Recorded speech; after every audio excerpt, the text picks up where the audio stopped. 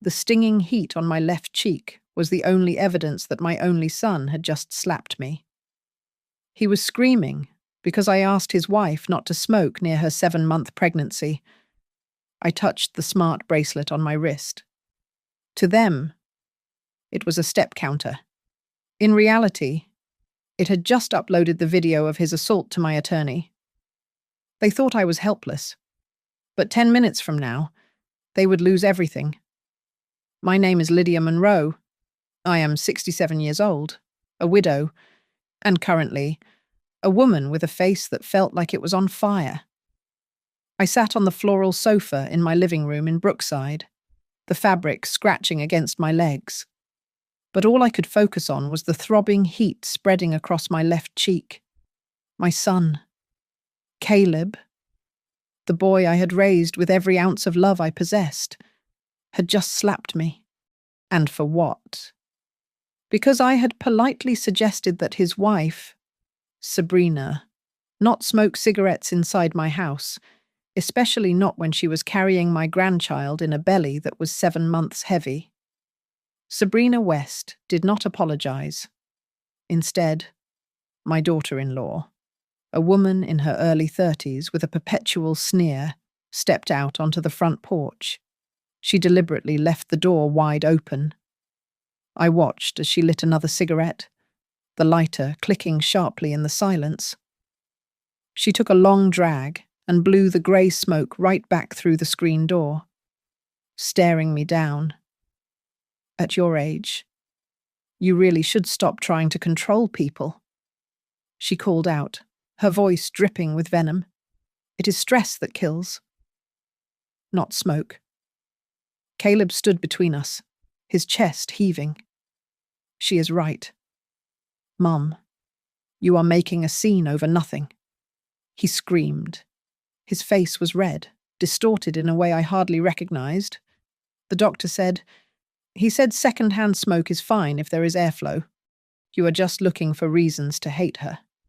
Then came the silence, the ringing in my ears that followed the crack of his hand against my skin. It was a slap that did not just bruise my flesh. It incinerated the memory of the sweet boy who used to bring me dandelions from the yard. I did not scream. I did not cry. I stood up slowly, smoothing the wrinkles in my skirt, and walked into the kitchen. My hands were trembling violently as I reached for a glass of water, but my mind was an iceberg, cold and unmoving. I had been waiting for this. I touched the black smart bracelet on my wrist. To Caleb and Sabrina, it was just a cheap fitness tracker to count my slow, elderly steps. In reality, a double tap on the screen had just sent a priority alert code-named Elder Abuse to my private attorney and the County Senior Protection Unit. It also uploaded the last 5 minutes of high-definition video and audio from the hidden camera in the living room clock. My phone buzzed in my pocket. It was a message from Hugo Ramirez, my neighbor across the street. He had sent a video file from his doorbell camera. Even from that distance, the audio was crisp. You could hear Caleb screaming, and through the window, you could see the violent motion of his arms striking me. I typed a reply with shaking fingers. "I am okay. Please keep a copy of that video for me." From the living room, I heard Sabrina's voice drop to a hiss. "You hit her too hard. Caleb? What if the old hag calls the cops? That is a headache we do not need right now." She sounded annoyed, not remorseful. She still believed the narrative they had been building for months. To her, I was just a frail, lonely widow, confused by technology, intimidated by their aggression, and completely helpless. She thought she was the predator. I leaned against the granite counter and opened the security app on my phone, while they bickered on the porch about damage control. I scrolled through the library of footage I had collected over the last 4 months. There were dozens of clips. Sabrina searching through my financial filing cabinet while I was in the garden. Caleb discussing guardianship papers with her in hushed tones. Sabrina mixing her strange herbal powders into my tea. I looked at the timestamp. 10 minutes. I whispered to the empty kitchen. Just 10 minutes, and it begins. Then I heard it. The faint, rising wail of sirens cutting through the suburban quiet. I put the phone down and walked back to the sofa. I sat down heavily, intentionally slumping my shoulders. I reached up and removed my contact lenses, blinking until my vision blurred and my eyes looked watery and weak. I unbuttoned the top button of my blouse to look disheveled. The police were coming. Sabrina thought she could manipulate the system, but she forgot that I spent 40 years analyzing risk for a living. I was ready to play the part of the victim perfectly. Before the sirens and the slap, my life was defined by precision. I spent 35 years as a senior financial analyst for ArcLight Metrics, a job that required me to spot anomalies in data sets that were thousands of pages long. My husband, Robert, and I built our life with the same careful planning. We bought the colonial house in Brookside when the neighborhood was just starting to develop. And later, we purchased a small cabin in Harborview Bay. We dreamed of growing old there, watching the tides roll in. But Robert died of a massive heart attack 15 years ago, leaving me to raise Caleb alone. I did not crumble. I balanced the ledgers of my grief just as I did at work, and I poured everything I had into making sure my son became a good man. After I retired, my world became small but satisfying.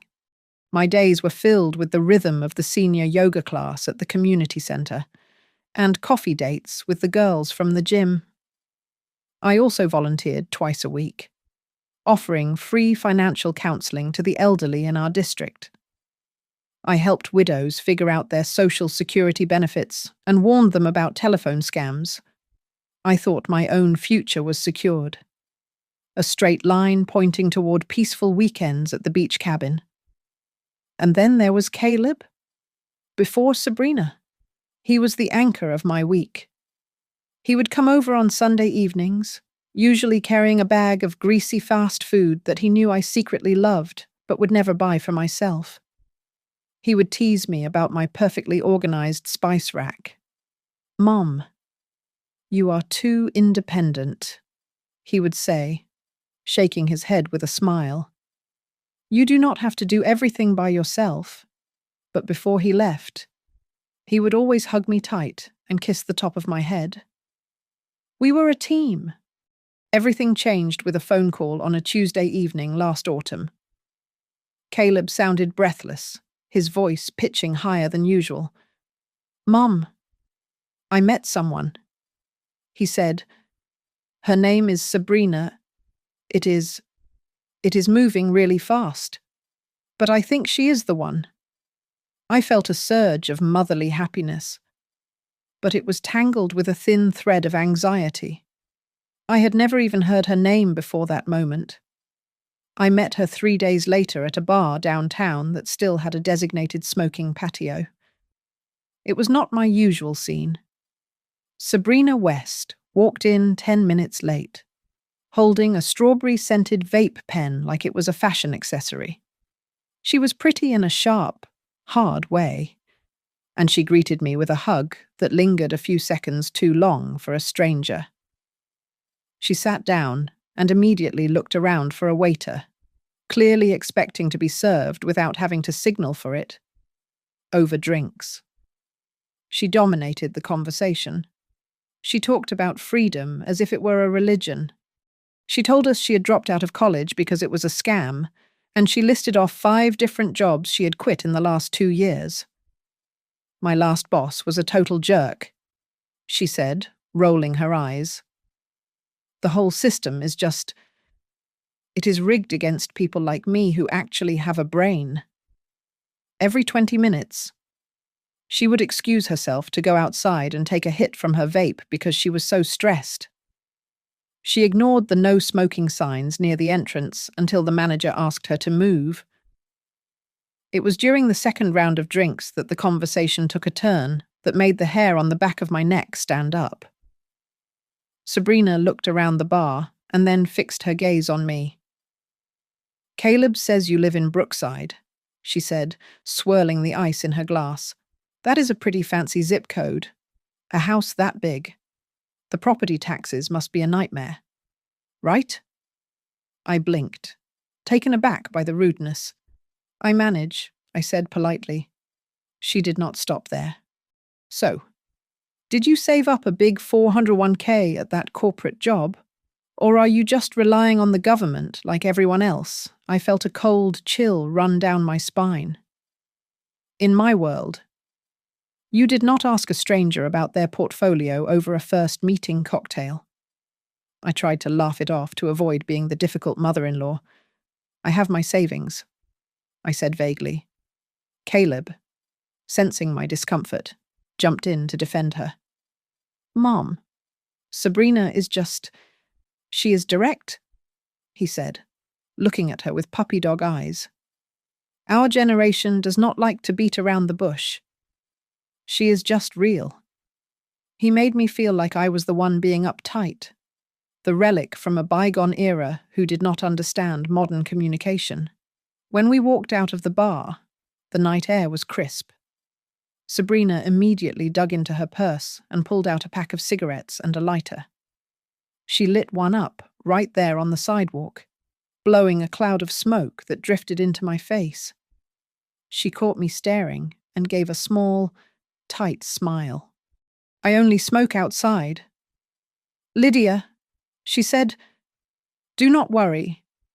But as I looked at her standing there under the street lamp, the orange cherry of her cigarette burning bright, I saw something in her eyes. It was not reassurance. It was a challenge. It was the look of someone who was used to pushing small boundaries to see if they would hold, preparing to push much harder ones later. I knew then that my peaceful life at the beach was about to be stormed. The invasion of my sanctuary happened slowly, like mold spreading behind wallpaper. It started with Sabrina showing up unannounced on Tuesday and Thursday evenings. She claimed she was lonely because Caleb was working the night shift and just wanted to keep me company. But her presence felt more like a patrol than a visit. She would sit on my back porch, sliding the glass door open just enough to let the autumn breeze in, but also the acrid smell of her cigarettes. When the grey plumes drifted into my living room, making me cough until my chest ached, I complained to Caleb the next morning.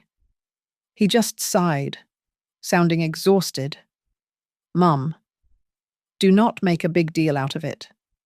She is stressed, and the door is open. You are just looking for flaws." Then came the tea. Sabrina began bringing over a canister of loose-leaf herbs that smelled like wet earth and licorice. "It is a lung detox blend," she insisted one evening, standing over me while the kettle whistled. "It is specifically for older people who have been exposed to second-hand smoke. Drink it. It will help you breathe." I did not want to drink it, but her eyes were hard, daring me to reject her kindness. So I drank. 20 minutes later, a heavy fog would roll over my brain.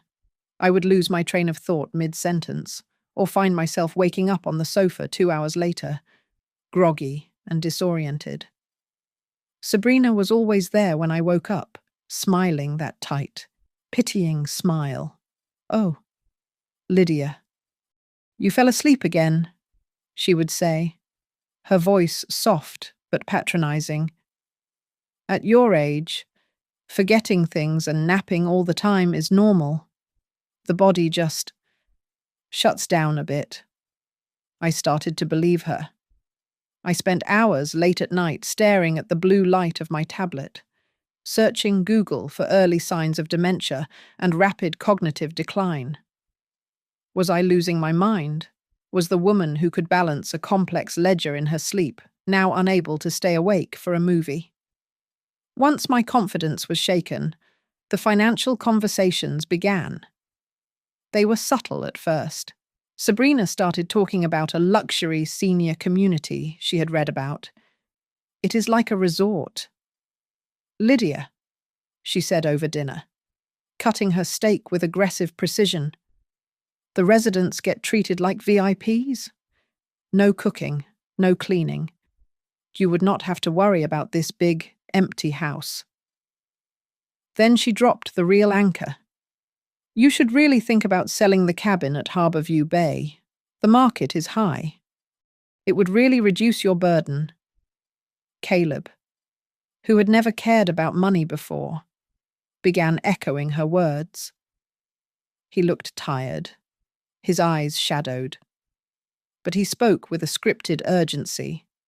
Mom, have you updated your will recently? He asked one Sunday. If something happens to you, who handles your retirement accounts? You do not want the government to take it all, do you? I am fine. Caleb?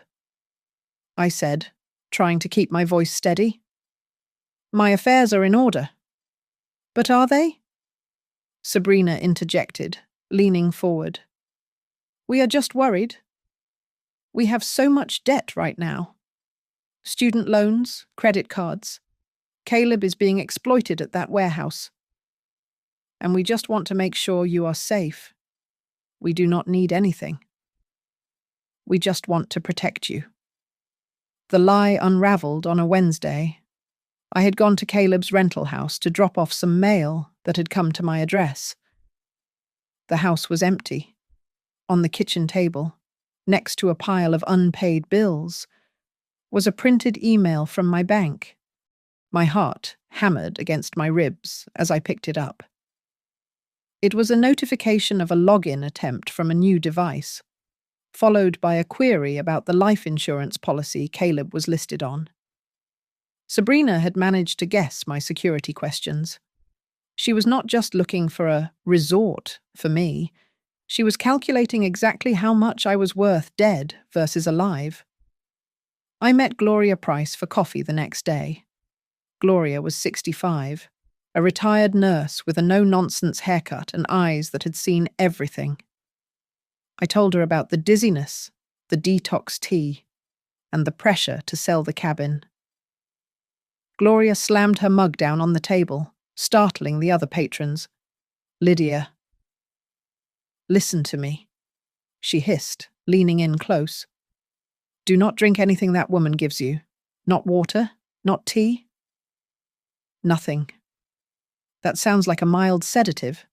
She is gaslighting you. But Caleb? I started, my voice trembling. Caleb is compromised, Gloria said sharply. Do not sign any papers. If they put a piece of paper in front of you, you call me, or you call a lawyer. Do you hear me? I nodded, feeling a cold lump in my stomach. I hear you.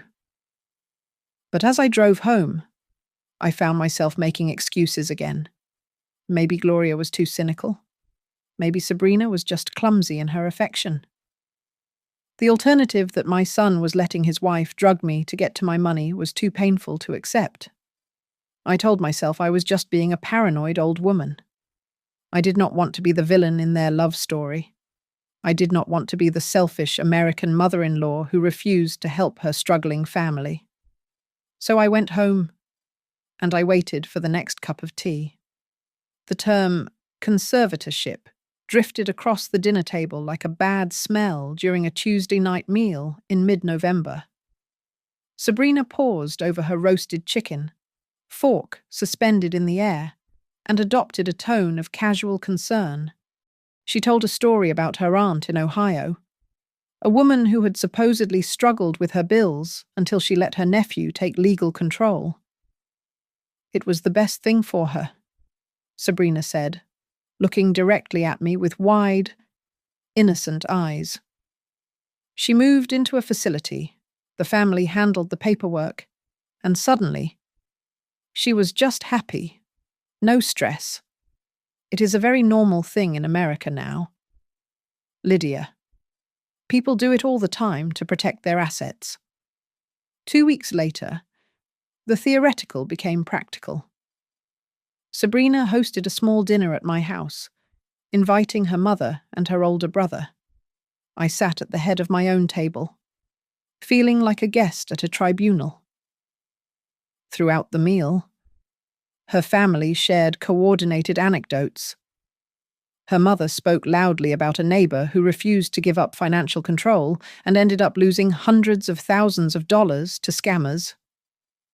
Her brother nodded solemnly, adding that stubbornness was the leading cause of bankruptcy for people over 65. Then, before dessert was served, Sabrina placed a thick stack of stapled papers next to my water glass. "This is just a simple power of attorney." "Mom," she said, her voice dripping with artificial sweetness. "It just lets Caleb pay your bills or talk to the bank if you are ever in the hospital. Just for emergencies. We barely even read it. It is standard boilerplate stuff. Just sign it so we can stop worrying about you." I put on my reading glasses. My heart was pounding. But my training at Arclight Metrics took over. I did not read it like a mother. I read it like an auditor. I scanned the dense legal paragraphs, and the keywords jumped out at me like red flags. Durable power of attorney. Unrestricted access. Right to sell. Convey. Mortgage. And liquidate real property without prior notice. This was not for paying electric bills. This was a total surrender of my life. I took the glasses off and placed them on the table. "I cannot sign this," I said firmly. "This gives Caleb the power to sell my house tomorrow if he wants to. I need my attorney to review this first." The reaction was instantaneous. Sabrina gasped, and tears immediately welled up in her eyes. "You do not trust us," she choked out, her voice trembling. "I spend all this time taking care of you, worrying about your health, and you think I am trying to rob you. You put a lawyer above your own family." Caleb slammed his hand on the table, rattling the silverware. He looked at his crying wife, then at me, his face twisting into a scowl I had never seen before. "Mum, this is ridiculous. You are acting like I am a thief," he shouted. "We are trying to help you. No American son wants to sue his own mother for incompetence. But you are pushing us to that brink. Do you want us to have to do this the hard way?" I felt the blood drain from my face. The threat hung in the air, heavy and suffocating. I stood up, leaving the papers unsigned, and walked out of the room. Behind me, I heard Sabrina sobbing loudly, a performance meant entirely for Caleb's benefit. That night, I did not sleep. I sat on my bedroom floor surrounded by 30 years of financial records. I realized then that my initial suspicion was not paranoia. It was an underestimation. Sabrina was not just a greedy daughter-in-law. She was executing a structured plan. The tea to make me confused, the gaslighting about my memory, the witnesses at dinner, and now the legal document. It was a step-by-step manual on how to strip an elderly person of their rights. The next morning, I drove to the office of Teresa Blake. Teresa was a woman of 70 who wore sharp suits and had spent 4 decades practicing elder law. She listened in silence as I laid out the timeline, the detox tea, the memory lapses, the pressure to sell the cabin, and the threats of a lawsuit. Teresa took off her glasses and rubbed the bridge of her nose. "Lydia, this is not a family dispute.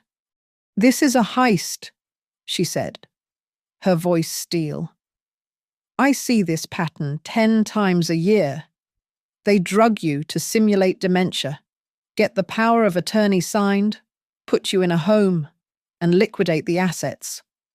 If you had signed that paper last night, your house would be on the market within 30 days. She leaned across the desk, her eyes locking onto mine. We are going to fight back, but we have to be faster than them. First, you are going to see a neurologist and a psychologist immediately to establish a baseline of perfect mental health. We need proof that you are sane. Second, we are updating your will and revoking any previous permissions. Third, move your liquid cash to a new bank they do not know about. She paused, lowering her voice. And Lydia, you need eyes in that house. If they are willing to drug you, they are willing to hurt you to prove you are incompetent. We need cameras everywhere. I walked out of her office into the bright sunlight of the parking lot. The trembling in my hands had stopped. The sadness of losing my son was still there, but it was being overtaken by a cold, hard rage. They wanted a war over my assets.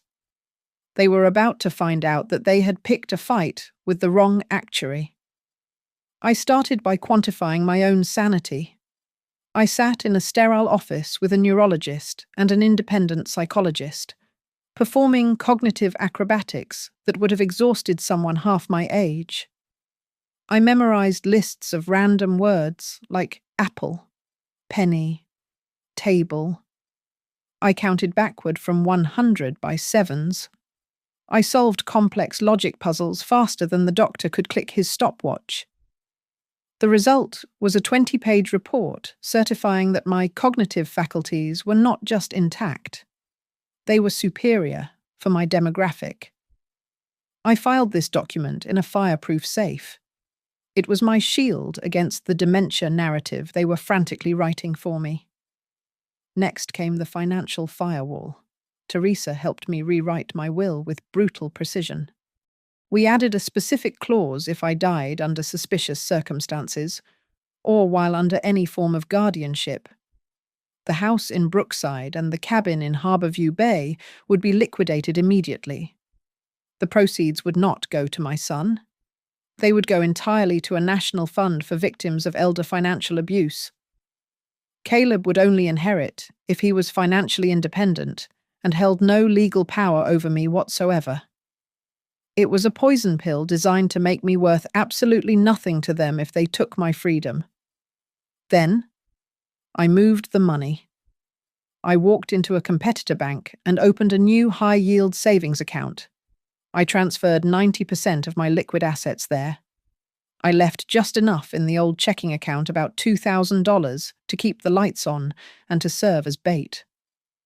When Sabrina eventually hacked that account again, she would find crumbs, not the cake. The rest of the week was devoted to surveillance. I did not hire a security firm. That would leave a paper trail Sabrina could find. I bought the equipment myself online, 6 high-definition cameras, no larger than a button. I hid one in the ornate frame of a landscape painting in the living room. Another went into the base of a fake ficus tree in the hallway. I replaced the smoke detector in the kitchen with a unit that recorded high-fidelity audio. I even mounted a camera facing the driveway to log every license plate that entered my property. My gym friends became my quality assurance team. Gloria came over on Thursday pretending to be a casual guest.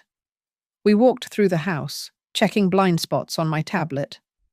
"Move the plant 3 inches to the left," Gloria said, squinting at the feed on the screen.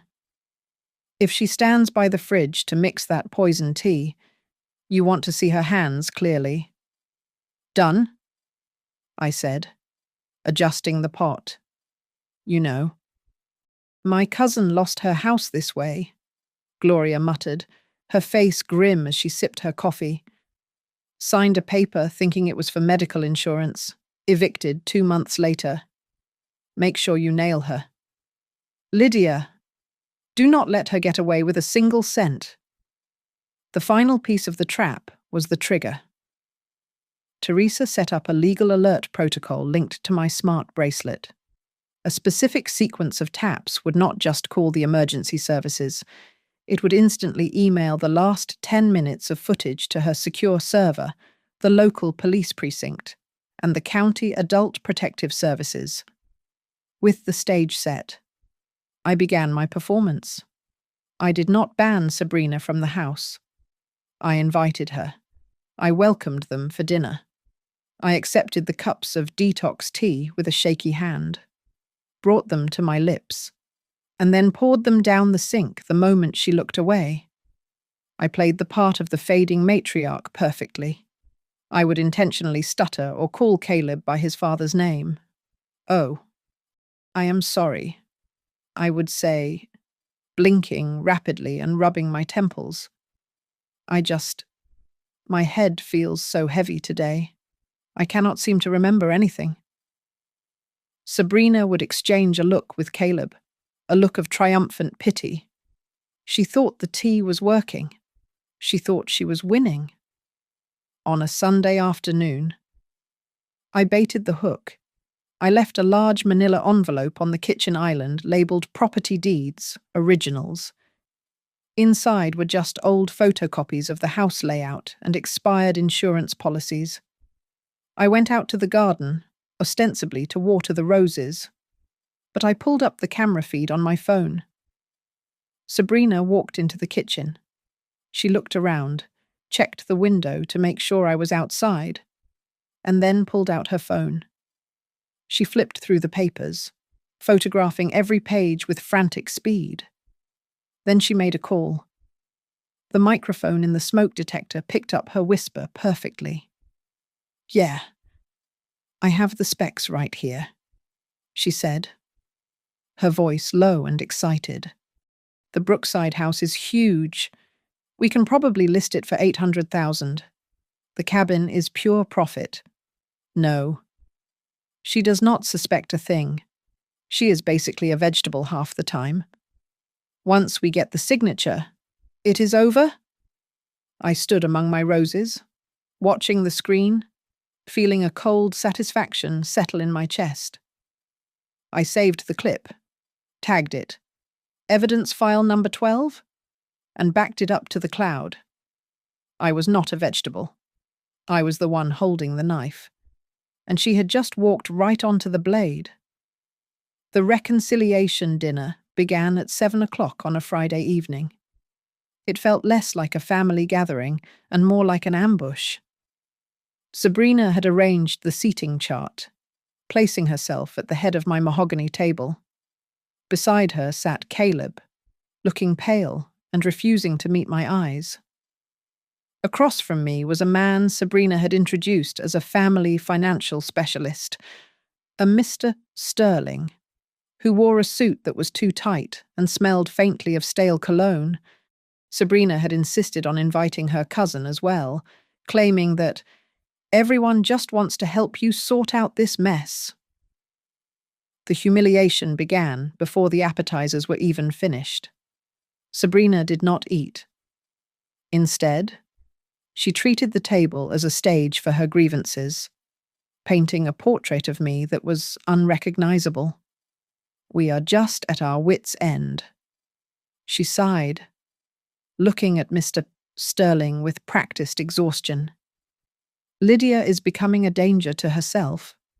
Last month, she forgot the electric bill entirely. I found the overdue notice hidden under the sofa cushion. I gripped my fork, my knuckles turning white.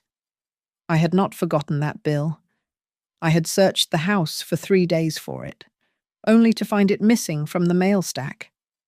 She had stolen it to manufacture this very moment. And the medication mix-up." Sabrina continued, shaking her head. "She bought laxatives instead of her heart pills. Imagine if I had not checked the bottle. She is fading, and it is scary." I remained silent. I knew she had swapped the labels. The camera in the bathroom cabinet had recorded her doing it 2 weeks ago. I let her spin her web. Mr. Sterling cleared his throat and opened a leather folder. He slid a thick document across the polished wood toward me. Mrs. Monroe, based on what the family has shared, we have drafted an asset protection plan. It is a voluntary guardianship agreement. It grants your son and his wife full power of attorney over your real estate and liquid assets. It is just a formality to stop the bleeding. I looked at the paper. It was not a protection plan. It was a surrender treaty. And if I sign this, I asked. My voice steady. Sabrina smiled. A predator showing teeth. Then nothing changes. You stay right here in the master bedroom. We take care of the stressful stuff, the bills, the maintenance, as long as you are cooperative. You will be happy here. No, I said, pushing the paper back. I will not sign this. I am perfectly capable of managing my own life. The room temperature seemed to drop 10 degrees. Sabrina's smile vanished. You are being selfish, she spat out. If you do not sign this voluntarily, we will file a petition with the court on Monday. We have witnesses. We have stories about your delusions. We will tell the judge you are paranoid and think your daughter-in-law is poisoning you. Do you really want to be dragged through? That I looked at my son? Caleb. Are you going to let her threaten me in my own house? Caleb looked at the tablecloth, then at his wife, and finally at me. His eyes were hollow. Mom, please, don't be difficult, he muttered. We just want what is best. You are making this so hard on everyone. Just sign it. The room spun. It was not the tea this time. It was the vertigo of betrayal. The boy I had carried, the man I had raised, was now holding the knife against my throat so his wife could empty my pockets. The tension in the room was suffocating. Sabrina, clearly agitated by my refusal, reached into her purse. She pulled out her pack of cigarettes and a lighter. Without asking, she flicked the wheel. The flame flared up, and she lit the cigarette right there at the dinner table. She took a deep drag and exhaled a thick cloud of blue smoke. It drifted across the centerpiece and curled around the portable oxygen tank I kept near the sideboard for my mild asthma. I stared at her. This was my home, my lungs, my life. Sabrina, I said, my voice incredibly soft and polite. Mothers ask. I am asking you. Please, go smoke on the porch. The smoke. It is not good for the baby, and it is not good for my lungs. Sabrina laughed. It was a dry, harsh sound. She leaned forward and blew the next stream of smoke directly into my face. You should worry less about your lungs, and more about your memory. Old woman, she sneered. Caleb slammed his fist onto the table. Stop it, he yelled, but he was looking at me, not her. Stop disrespecting my wife. She is trying to help you, and you treat her like trash in the blink of an eye. He stood up and swung his hand. The slap echoed like a gunshot. My head snapped to the right. The crystal water glass I was holding slipped from my fingers and shattered on the floor, the crash punctuating the violence. My cheek burned with a sudden, searing heat. The room went dead silent. Caleb stood there, his hand still raised, his chest heaving, looking at what he had done. Sabrina was the first to recover. She saw the shock on his face and immediately moved to rewrite history. She leaned in close to his ear, her voice a frantic whisper that I could hear perfectly. She leaned into it. Caleb, you barely touched her. She is being dramatic. No one will believe a senile old woman over us. I sat there, tasting the copper tang of blood from a small cut on my lip. I looked at the shattered glass. I looked at my son, who was now nodding slowly at his wife's lies, and in that moment, the mother in me died. The actuary took over. I touched my bracelet. It was time. The bracelet on my wrist vibrated against the bone, a short, sharp buzz that felt like a secret handshake. It was the confirmation signal. The device had successfully uploaded the 20 seconds of video preceding the slap and the 20 seconds following it. The files were already sitting in the secure inbox of Teresa Blake, the local domestic violence hotline, and the dispatch server of the Brookside Police Department. I did not scream. I did not cower. I simply turned my back on my son and walked into the kitchen. I grabbed a paper towel from the roll and dabbed at the corner of my mouth. The white paper came away stained with a bright, shocking red. Sabrina was moving like a hummingbird trapped in a jar. She rushed to the window, throwing it open to let the freezing winter air blast through the dining room, desperate to clear the haze of smoke. She snatched the cigarette butt from the ashtray and ran it under the tap in the kitchen sink, the water hissing as it killed the ember. She spun around, her eyes wide and manic. "Everyone, just stay calm," she hissed, her voice tight and high. "If anyone hears that noise and calls, we just say she tripped. She fell. Over the rug. It happens all the time with people her age. Caleb. Pull yourself together." My phone buzzed in my pocket. I pulled it out, shielding the screen from Caleb's view with my body. It was a text from Hugo Ramirez. I called 911. The doorbell cam caught the sound and the swing through the window. "I have the file saved. I am ready to testify." A small, cold smile touched my lips. It was the first time I felt the true weight of the safety net I had woven. Sabrina thought she was fighting a lonely old woman in a big, empty house. She did not realize she was fighting a neighborhood watch. Sabrina was already on her phone, pacing the hallway, her heels clicking frantically on the hardwood. She was calling her mother. "Mom. Listen to me," she whispered, glancing at me with eyes full of malice. "Lydia is having an episode. She is screaming. She does not even know who Caleb is. If the police come, you need to tell them about the time she called 911 just to ask what time it was. We have to show a pattern. Or they might arrest Caleb. Just say she is confused. She was building a cage for me out of lies, brick by brick, unaware that she was locking herself in. I had less than 10 minutes before the cavalry arrived. I sat on a stool at the kitchen island, my back to them, and opened the secure folder on my phone. I selected the option Teresa and I had named the nuclear option. It was a command to send all flagged clips. The videos of Sabrina crushing white powder into my tea. The audio of her laughing about selling my cabin to pay off her credit cards. The footage of her rifling through my private file cabinet while I was in the garden. I pressed send. The progress bar zipped across the screen. Evidence of financial fraud, elder abuse, and intent to harm was now sitting in the inbox of the District Attorney's Special Crimes Division.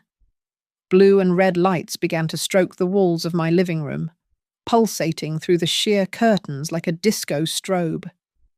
The wail of the siren cut off abruptly as the cruiser pulled into the driveway. "Caleb. Look at me," Sabrina commanded, grabbing his shoulders and shaking him. "Do not say a word. Let her talk. Let her ramble. She will make herself look crazy, just like we planned." But Caleb was staring at his hands, his body trembling violently. He was remembering the nights she whispered that I was useless. But now, faced with the flashing lights, the reality of what he had done was crashing down on him. Heavy knocks pounded on the front door. 3 officers entered. They moved with a practiced, fluid efficiency. A tall male officer immediately steered Caleb out to the front porch. Sabrina tried to follow, her voice shrill and demanding. "Officer, I can explain. She is confused. She has dementia." She fell, a female officer. Officer Miller stepped into Sabrina's path, blocking her view of me. "Ma'am, I need you to step back," she said, her tone leaving no room for argument. "Stay in the dining room. I am going to speak with Mrs. Monroe alone." Officer Miller knelt beside me in the living room. She looked at the blood on my lip and the shattered glass on the floor. "Ma'am, are you injured? Do you need an ambulance?" I looked at her. I did not weep. I did not act confused. I handed her my phone. "I am not confused." "Officer," I said, my voice clear and steady. "I politely asked my daughter-in-law not to smoke. And my son assaulted me. Please, watch this." I pressed play. The video showed everything: the smoke, the reasonable request, the mockery, and then the vicious, undeniable slap. Officer Miller's face hardened. The professional mask slipped, replaced by the look of someone witnessing a crime. Outside, through the open window, I could hear the other officer talking to Hugo. Hugo was showing him a different video on his tablet. "Look at the timestamp." "Officer," Hugo was saying, his voice carrying clearly in the night air. "She is lighting up right next to the oxygen tank. And look here." She flicks the ash near the curtains. "That is reckless endangerment. Maybe even attempted arson." I sat back on the sofa and watched Sabrina's face as she realized that her narrative was crumbling. The trap had snapped shut. The investigation that followed the assault did not feel like justice. It felt like an autopsy of my life. The police quickly upgraded the case from simple domestic battery to a multi-agency inquiry involving elder abuse and attempted insurance fraud. When Detective Miller asked for access to my financial history, I did not hesitate. I led her to the small, fireproof safe in my study. I unlocked it with steady hands and handed over the dossiers Teresa and I had prepared. Each document was a paper cut to my heart, proving that the people I loved were calculating my value in dollars and cents. The first blow came from the forensic lab. They had seized the canister of detox tea Sabrina had left on my counter. The toxicology report was sterile and horrifying. The herbs had been laced with a low dose of crushed sedatives and benzodiazepines. It was not enough to kill me, but it was exactly enough to induce lethargy, confusion, and short-term memory loss. The dizziness I had felt, the fog I had battled for months, was not old age.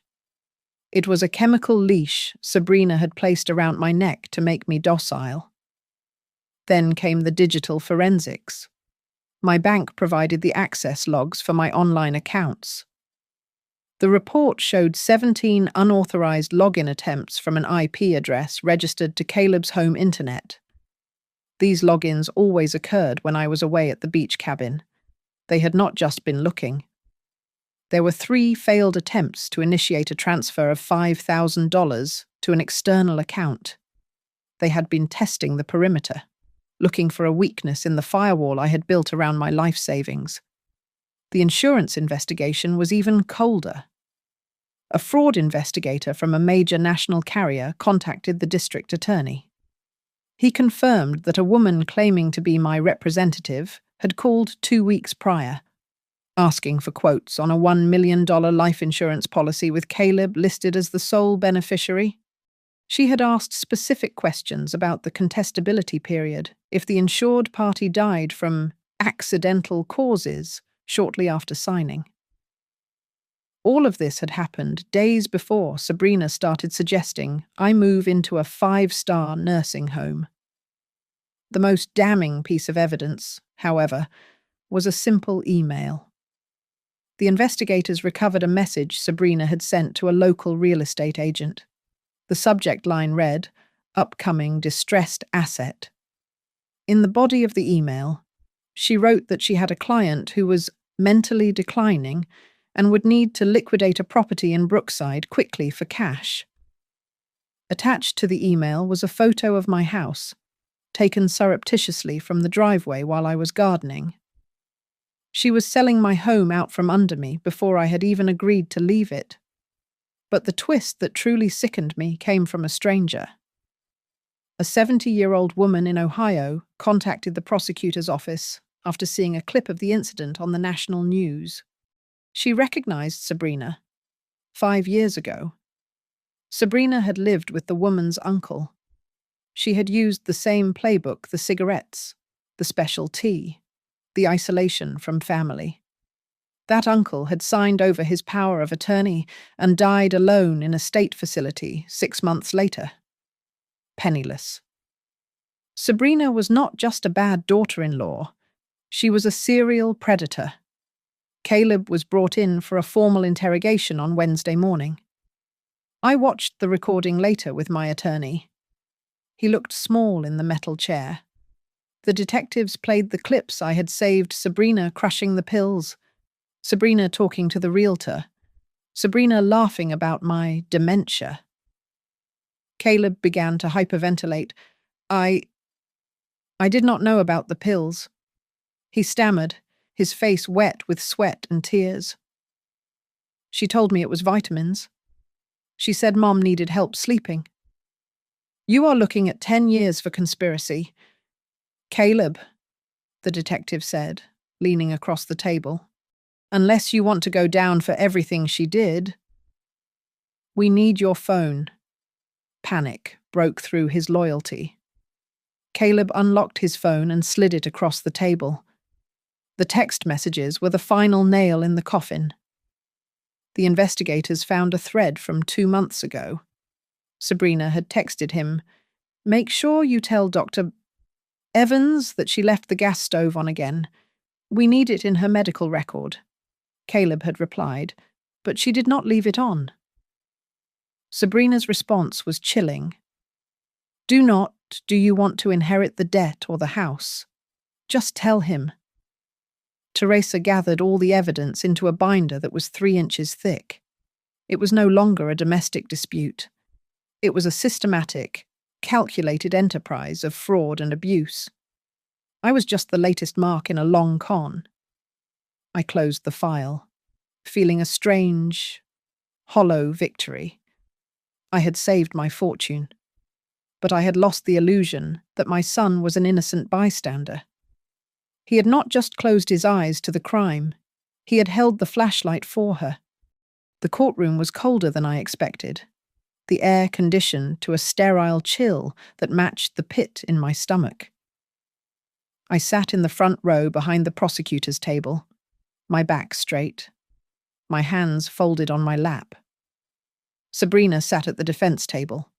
The orange jumpsuit she wore washed out her complexion, stripping away the glamorous veneer she had maintained for months. Yet, even in shackles, she tried to perform. She dabbed at her dry eyes with a tissue, looking at the jury with a practiced expression of bewildered innocence. When she took the stand for her defense, she stuck to the script. "I love Lydia." She sobbed, her voice trembling perfectly. "She is just confused. She has hated smokers for 40 years, and she imagines things. The slap was an accident. Caleb just flailed his arm because she startled him. We were only trying to protect her from herself." Mr. Henderson, the district attorney, did not waste time with theatrical arguments. He simply dimmed the lights and turned on the large monitors mounted on the walls. The room fell into a heavy silence as the evidence played. The jury watched the high-definition footage of Sabrina standing in my kitchen, crushing white pills into a fine powder and stirring them into my tea. They saw her photographing my property deeds. They heard the crisp audio recording from the smoke detector, her voice whispering to a real estate agent. Once she is in the facility, the house is ours. We can sell it by Christmas. The jurors shifted in their seats. I saw a middle-aged woman in the back row cross her arms and glare at Sabrina.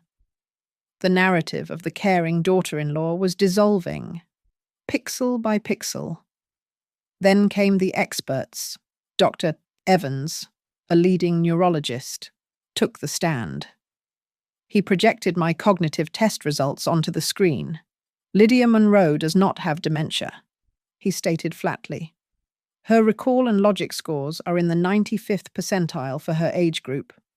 Any confusion she experienced was chemically induced. The defense attorney tried to object, but the damage was done. The prosecution then connected the video call. A frail face appeared on the screen, the niece of the man Sabrina had lived with in Ohio. She testified that Sabrina had used the exact same pattern, the isolation, the herbal tea, the sudden decline in health, and the rush to gain power of attorney. It was not a family misunderstanding. It was a predatory algorithm. When it was my turn to testify, I walked to the stand with steady legs. I swore to tell the truth. And for the first time in months, I felt like the narrator of my own life. I described the slow erosion of my reality. I talked about waking up groggy, the fear of losing my mind, and the heartbreak of realizing my son was discussing my funeral while I was sitting right next to him. They made me feel like an object.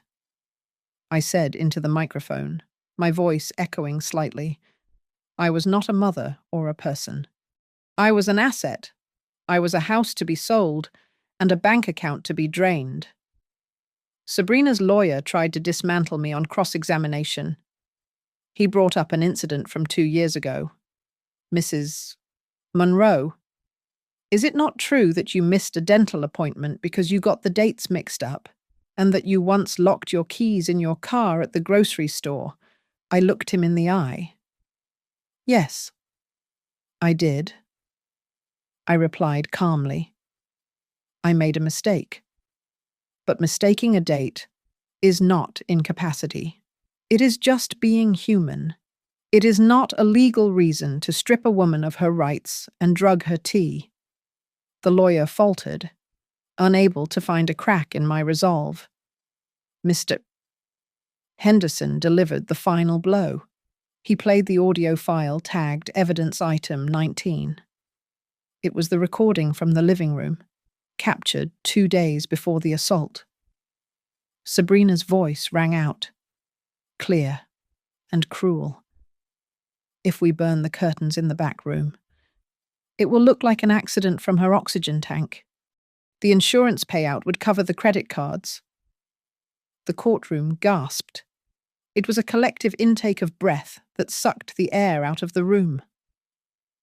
Sabrina stood up, knocking her chair over. That was a joke, she screamed, her composure shattering. I was just blowing off steam. I would never actually do it. The judge banged his gavel, demanding order. But the look on the faces of the jury told me the verdict was already written in their minds. Finally, they called Caleb. He walked to the stand like a man marching to the gallows. He stood between his wife and his mother, looking at neither. Under oath, he crumbled. He admitted that Sabrina had told him to lie to the doctors. He admitted he had seen the bruising on my arm from where she grabbed me weeks ago and said nothing. I wanted to believe her, Caleb whispered, tears streaming down his face. She told me Mum was losing it. I was scared. Mr. Henderson played the video of the slap one last time on the giant screen. Caleb watched himself strike me, his face twisting in shame. He put his head in his hands and sobbed. "I am sorry. Mom, I am so sorry." Teresa stood up to make her closing motion. She did not just ask for a conviction. "Your Honor," she said, her voice ringing with authority. "The state requests a permanent restraining order against the defendant. Furthermore, we request a judicial decree affirming that Lydia Monroe is fully competent and requires no guardianship. We ask that the court restore not just her safety, but her dignity." I looked at Sabrina, who was now weeping into her hands, and then at Caleb, who could not lift his head. The truth was out. The trap was empty. All that was left was the judgment. The jury returned with their verdict in less than 4 hours. I stood as the foreman read the decision, my heart beating a slow, steady rhythm against my ribs. Sabrina was found guilty on all counts: elder abuse, conspiracy to commit financial fraud, reckless endangerment for smoking near a medical oxygen source, and the unlawful administration of a controlled substance to impair cognition. The judge, a stern man with greying hair who had seen too many cases of family betrayal, looked down at Sabrina over his glasses. "The court will not tolerate the weaponization of ageist stereotypes to strip citizens of their autonomy," he stated, his voice booming through the silent room. "You preyed on the vulnerability of a family member, using the very natural process of aging as a cover for greed. This was not caregiving. It was captivity." He sentenced her to 7 years in state prison, followed by a permanent restraining order. As the bailiff moved to cuff her, Sabrina's facade finally cracked completely. She did not cry for mercy this time. She twisted in the officer's grip, glaring back at me with eyes full of hate. "This is your fault," she screamed, her voice raw and ugly. "You selfish old woman. You ruined everything because you could not just die and get out of the way." The heavy wooden doors swung shut behind her, but the sound of her shackles dragging against the tile floor lingered in the air like the final note of a funeral dirge. It was the sound of her control over me ending. The judge turned his attention to me. He instructed the court reporter to enter a specific finding into the permanent record. He declared that all previous petitions for guardianship were dismissed with prejudice, and that the medical evidence proved, beyond a shadow of a doubt, that I possessed full legal capacity. It was more than a ruling. It was a public scrubbing of the dementia label Sabrina had tried to tattoo onto my identity. I walked out into the marble hallway. Caleb was waiting there. He looked 10 years older than he had a month ago. He stepped forward, his hands shaking, trying to meet my eyes. "Mom, I am going to join a support group," he stammered, his voice thick with emotion. "For families dealing with what happened. I promise. I will testify for other victims. I will make this right." I stopped. I did not yell. I did not weep. I just looked at him, seeing the little boy I used to hold and the man who had watched his wife drug me. "Caleb," I said softly, "on that day, you believed the smoke more than you believed your mother." He flinched as if I had struck him. "I am not going to ban you from my life forever." I continued, my voice steady. "But if you want to be my son again, you need to sign this." I pulled a document from my purse. It was a voluntary relinquishment of all future claims to guardianship and a waiver of his inheritance rights until I deemed otherwise. It stated that he could not make medical or financial decisions for me, ever again. "Sign it," I said. Prove to me that you do not want my money. Prove to me that you just want your mother. Caleb took the pen.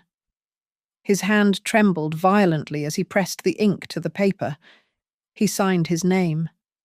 When he looked up, there were tears in his eyes, but for the first time, they looked real.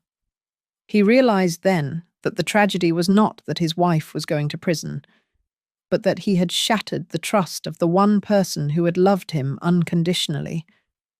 He had traded my safety for a woman with a vape pen and a grudge. Teresa walked up beside me and handed me the final protective order. The cabin in Harborview Bay and the house in Brookside are secure. Lydia, she said with a smile, you are untouchable. I took the papers. For months, I had been the victim, the poor old lady who needed protecting. Now, I held the law in my hand like a sharp knife. I was not the prey anymore. I walked out the heavy front doors of the courthouse. On the steps, a small group of people was waiting. They were holding signs.